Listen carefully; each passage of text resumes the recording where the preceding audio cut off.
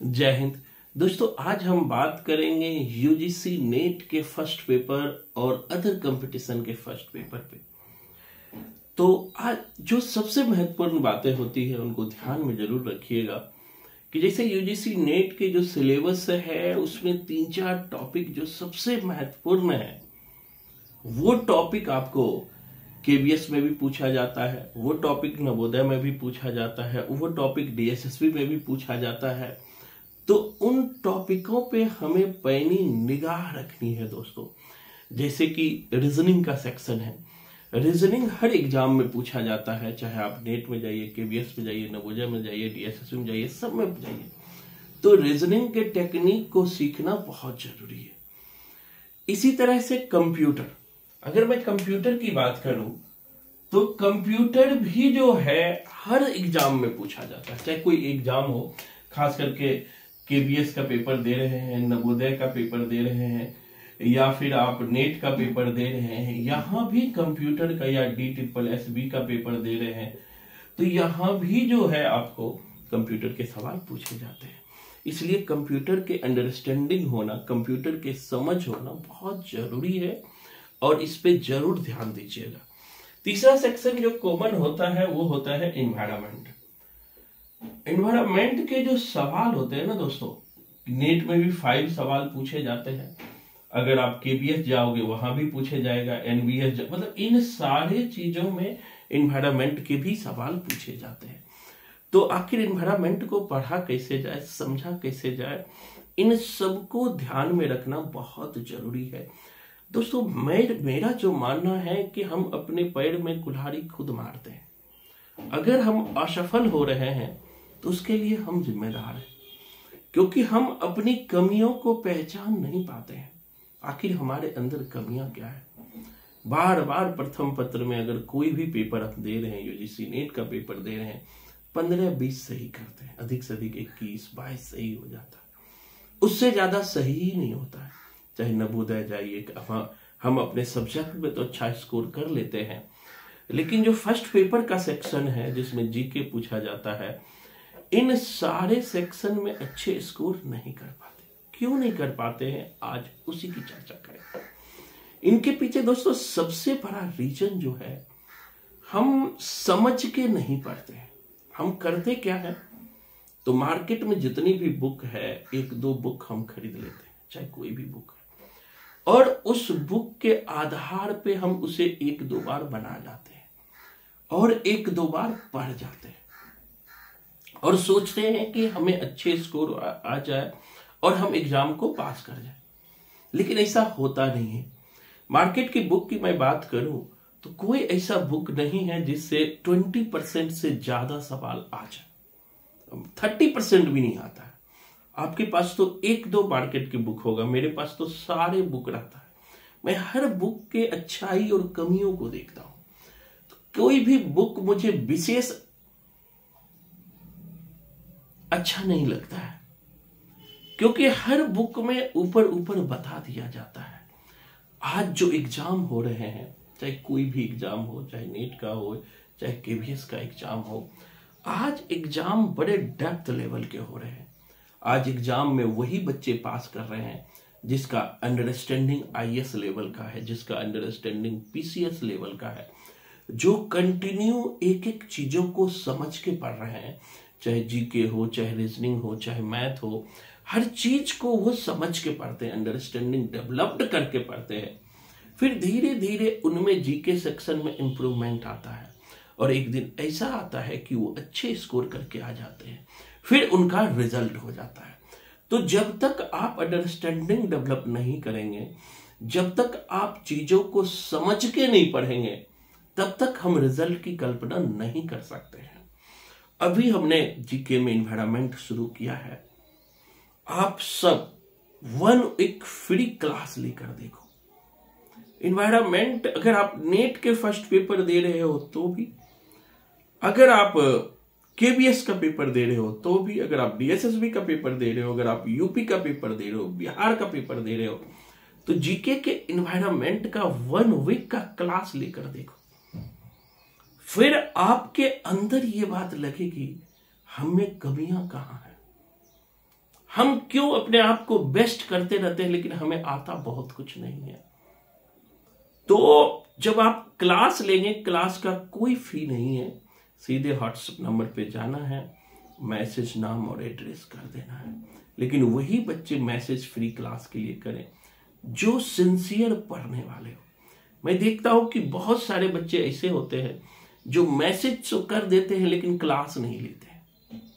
ऐसे बच्चों से मैं बहुत दुखी रहता हूं। और ऐसे बच्चे जीवन में कुछ करने वाले नहीं होते हैं, बस खोजते रहते हैं कहां फ्री मिल रहा है, बस हां कर दो, क्लास मत लो।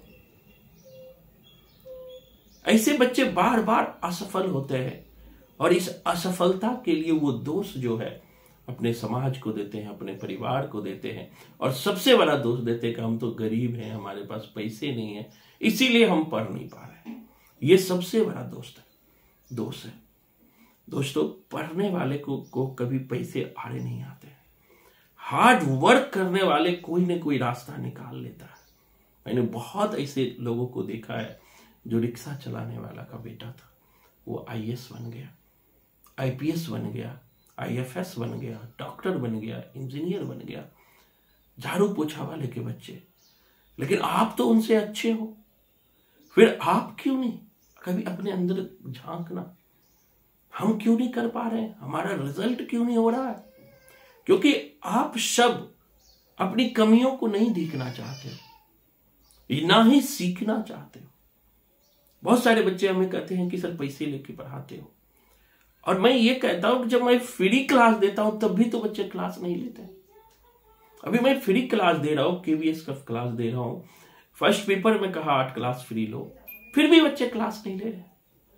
तो बच्चे को बस है कि रोना है, बस जीवन भर कीड़े मकोड़े की जिंदगी जीना है। ये नहीं कि अच्छी चीजें मिले तो हम ले लें, हम हार्ड वर्क करें, हम देखें हमारे अंदर कमियां कहां है, ये देखना ही पसंद नहीं करते। जब तक एक डॉक्टर को पता नहीं होगा कि आपकी बीमारी क्या है, वो डॉक्टर खा के इलाज करे, या आपके अंदर खुद ही नहीं पता है कि कमियां क्या है, तो रिजल्ट कैसे होगा? रिजल्ट होता है दोस्तों। मैंने ऐसे बच्चों को देखा है जिसे ना तो कोई साहित्य का ज्ञान था, गोदान के सिवा कुछ नहीं पता था, ना ही उसे फर्स्ट पेपर का एबीसी पता था, लेकिन आज पीजीटी सेलेक्टेड, आज असिस्टेंट प्रोफेसर है, आज जेआरएफ निकाले हुए हैं। क्यों? क्योंकि उन्होंने शिद्दत के साथ 6 महीना पढ़ाई की, सही दिशा में पढ़ाई की, टीचर के संरक्षण में पढ़ाई की। तो ये जरूरी है। मैं हर दिन वीडियो बनाता हूं, अपने आप को बदलो। जब तक अपने आप को नहीं बदलोगे, हम गोल गोल घूमते रहेंगे। और ये जो समय है ना दोस्तों, ये लौट के नहीं आएगा। हम अगर अभी समय को बर्बाद करेंगे तो एक दिन समय हमें बर्बाद कर देते हैं, और हमें पता ही नहीं चलता है। देखेंगे धीरे धीरे एज निकल गया। बहुत सारे बच्चे ऐसे हमारे ही हैं जिनका नेट तो हो गया, लेकिन जेआरएफ करने के लिए एज खत्म हो गया। वो कितने दुखी हैं। अब वो सोच के भी जेआरएफ नहीं कर सकते हैं, या एक बार एज निकल गया तो सोच के भी आप अपने जीवन का लक्ष्य प्राप्त नहीं कर सकते हो। तो क्यों समय बर्बाद करते हो? क्यों एज को बर्बाद करते हो? क्यों अटेम्प्ट को बर्बाद करते हो? क्यों ना अभी से हार्ड वर्क करना शुरू कर दो। मैं तो कहता भी हूं, क्लास लेकर देखो आपकी जिंदगी कैसे परिवर्तित होती है। आप पैसेंस से 2 घंटे का क्लास तो लो, इसमें पैसे तो लग नहीं रहा कि भैया हम तो गरीब आदमी है, हमें तो खाने को रोटी नहीं है, हम पढ़ेगा। हम तो सबके लिए काम करते हैं, चाहे वो गरीब हो उसके लिए भी, अमीर हो उसके लिए भी।